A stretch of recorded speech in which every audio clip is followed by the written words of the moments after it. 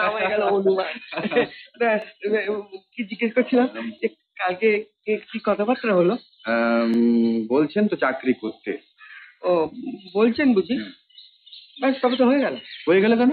মানে আমার চাকরিটা গেল। আরে না না, আপনার চাকরি যাবে কেন? আপনাকে রেখে যদি আমাকে রাখা সম্ভব হয় তাহলে আমি আছি। একটু দেখবেন কি?